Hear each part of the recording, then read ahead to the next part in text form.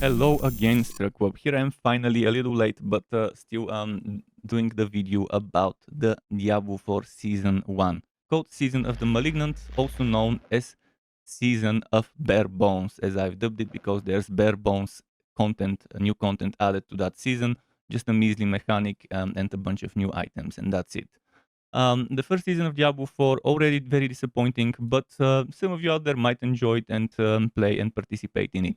July 20th, 10 a.m. Pacific time is when it starts, but on the 18th of July will be the actual big patch, when we would be able to participate in the season journey, questline, the new seasonal boss, um, in the seasonal dungeons, in the battle pass stuff, and all of those will be live. So on July 18th, as I mentioned, they will release that patch, and there will be an article on that would shed even more light on what's coming with that season, including the patch notes. So there's going to be 6 new unique items and 7 legendary aspects. Not much, but good enough in this regard. But that's the bare bones expected stuff to be in the season. But Diablo 4 already launched with only one type of endgame, and not adding one. I was hoping they would be cutting off an extra endgame type and putting it in the season 1, but apparently there aren't. So buckle up. This is all the summary of everything that's coming in the season. I hope you enjoyed, and let's go.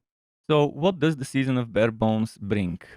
I'll be referring to it that way, as well as the season of no return or the season of skipping. Why? Because some players who already quit won't be returning for this little bit of info, and some people would be skipping it for sure.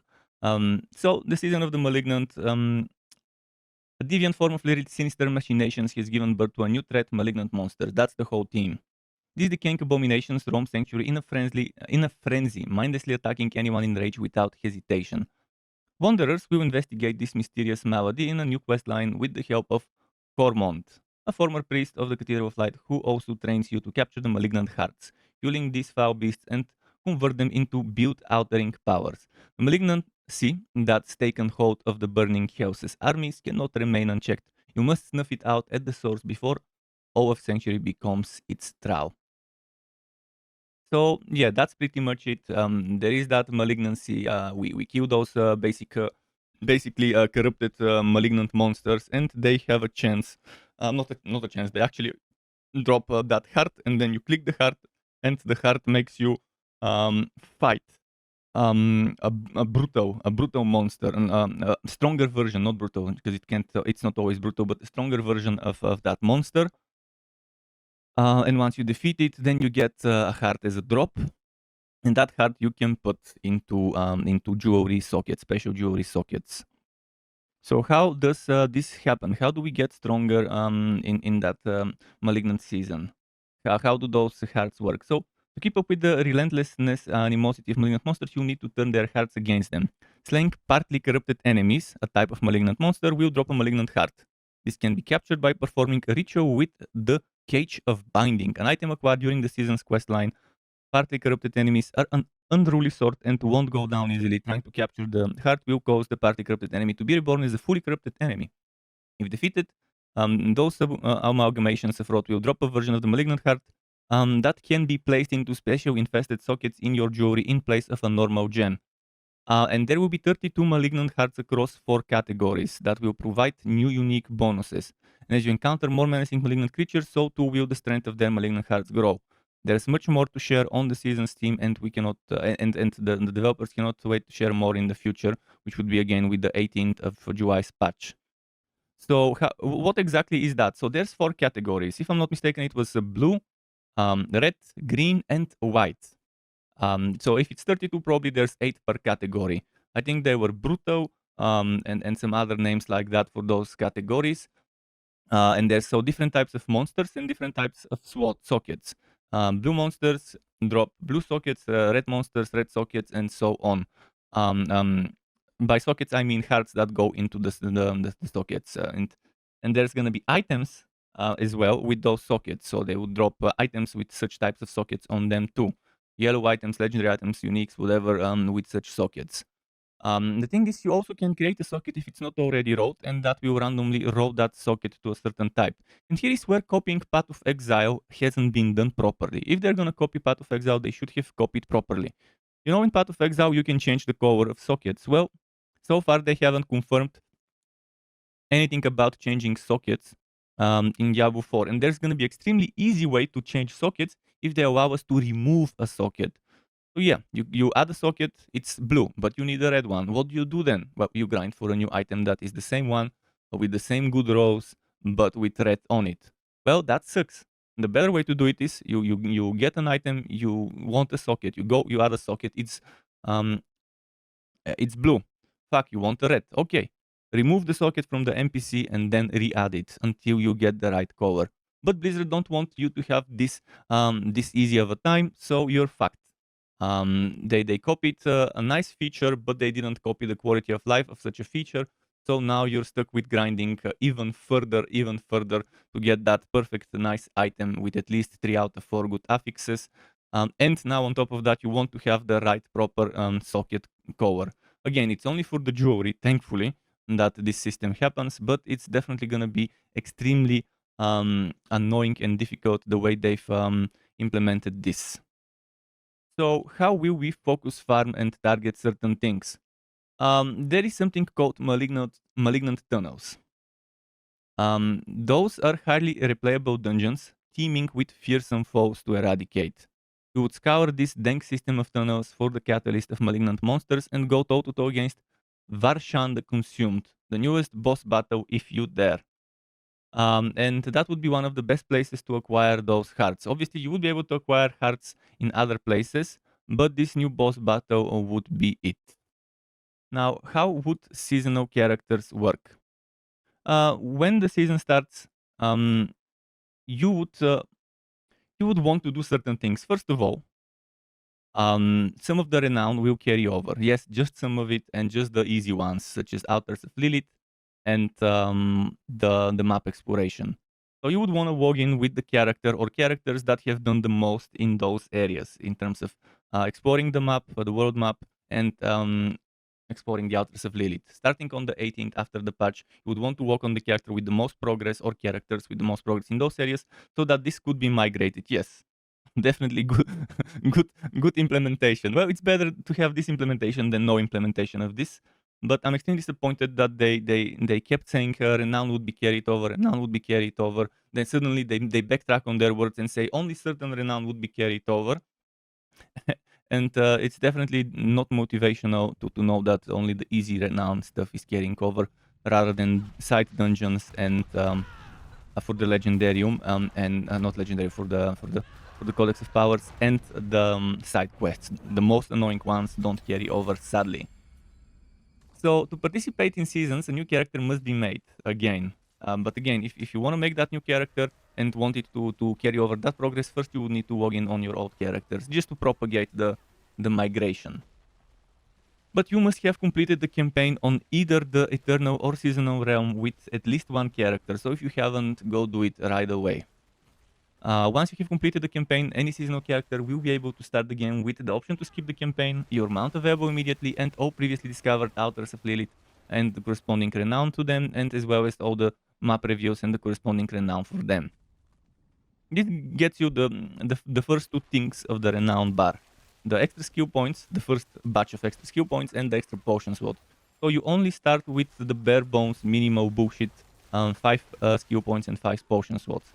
The good stuff like the other 5 skill points, the oboes increase, and the 20 Paragon points, unfortunately, they decided not to give us. Because fuck us, right? We've grinded, worked hard to earn them, but we don't deserve them. We've wasted our time, apparently.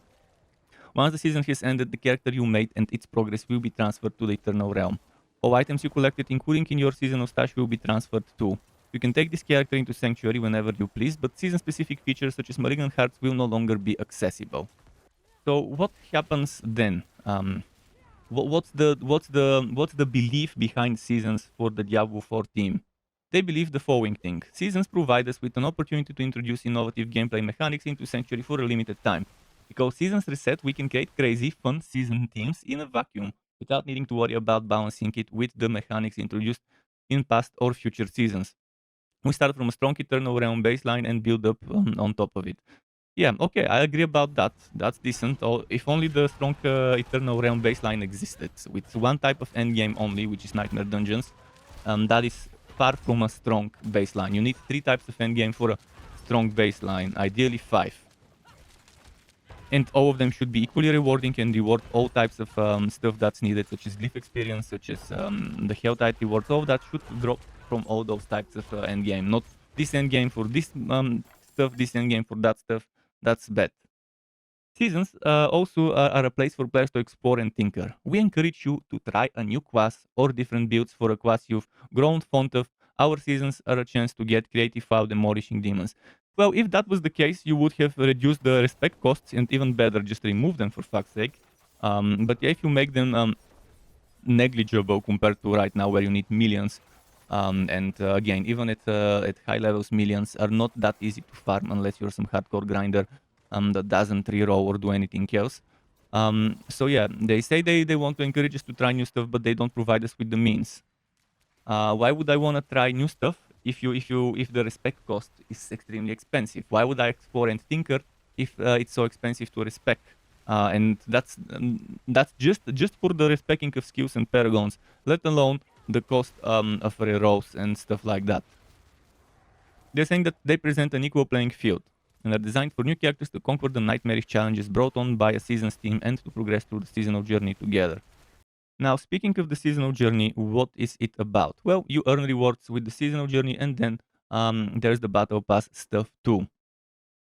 There will be first for every chapter, every act, you would have different seasonal, separate seasonal progress connected to that act, to that chapter, and from there you would unlock certain things such as legendary aspects, such as rewards like items, like materials, crafting materials, and stuff like that, as well as seasonal favor, which is again what levels up your battle pass ranks. So as you hunt down malignant monsters for their build enhancing hearts and partner with Cormon to discover the source of the corruption, you earn rewards from the season journey and battle pass. Again, it's broken into chapters with tasks to complete, and there are X amount of chapters for each task for each act. So X amount of tasks for each chapter, but you don't need to finish all of them. You only need to finish a certain amount of all of them to consider the chapter fully completed. So if you don't like uh, finishing certain thing like collecting a malignant heart available after completing or skipping the campaign, obviously that would be stupid not to do. But let's say complete any dungeon found in area XYZ. And if you don't want to complete a dungeon in that area, okay, you can skip that one and you can just do the rest of them. Complete a world event found on your map, complete anything, blah, blah, blah.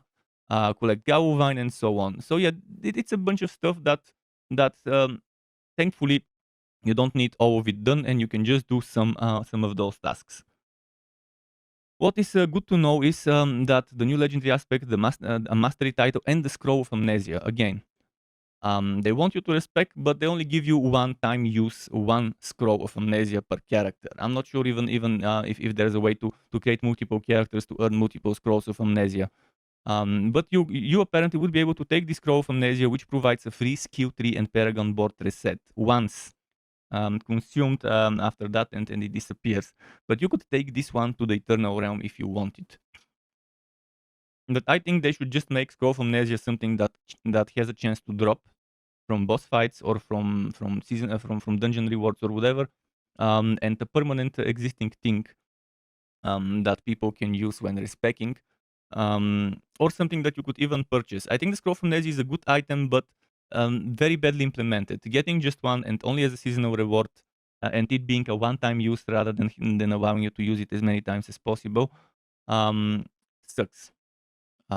So there's better ways to do it, but they didn't. So the journey also provides favor, and the resource used to climb through the battle pass appears, as I said. And it's earned as you do certain stuff, like killing enemies, collecting certain resources, doing events, doing dungeons, and so on.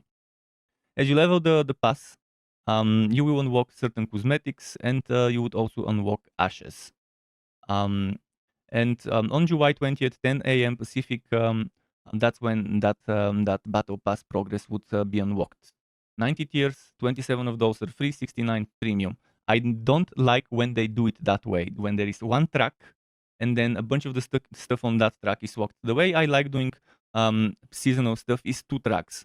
At the top, free track, at the bottom, the paid. For every premium track reward, there should be a free track reward equally. So if there's 63 premium, there should be 63 free rewards, and it should be 63 tiers in total. If you want to do 90 tiers, do 90 free rewards, do 90 premium rewards. But they fucked up. That's the worst way they could have designed this.